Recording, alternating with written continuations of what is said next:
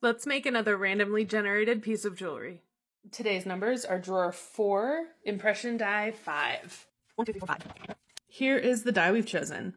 This is used to make a tiny pair of working scissors.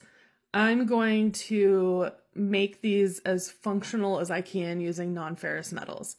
So let's bring these little miniature scissors to life.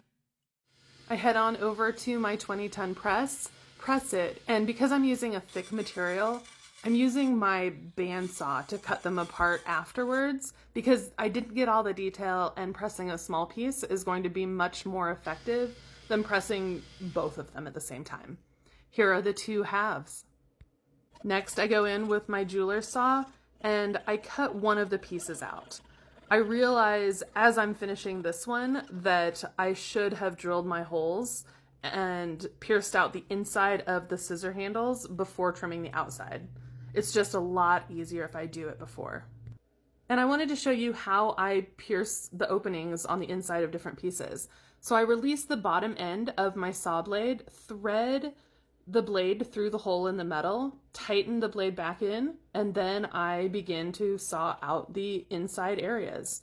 So for designs that have multiple pierced areas, I do that for each individual space. I finish cutting out both halves, and you can see here, they look beautiful. Next, I want to smooth all the edges. So I'm using small files and sanding discs. I want to make sure everything is smooth. Next, I insert a wire just temporarily through the two halves to line up where I'm going to need to file. In order for these scissors to remotely function, I have to bring down the thickness of one of the blades. That scribed line lets me know where I need to file up to, and I go in with a coarse file, follow it with a finer file, and then polish the surface. You can see here on the left is the piece where I filed down the blade. To attach the two pieces, I ball up one end of a wire, push it all the way through, trim it, and then use a torch to ball up the other end. If I want these scissors to have any chance of being able to cut, I need to tighten the joint. So I am hammering the rivet, the piece of wire, until it's tight. Here is the finished pair of scissors. I sign the back of my piece as always. Long before I even knew that I could make jewelry for a living, I loved miniatures. So it sort of makes sense. I can't get over how freaking adorable these are. Look how tiny they are.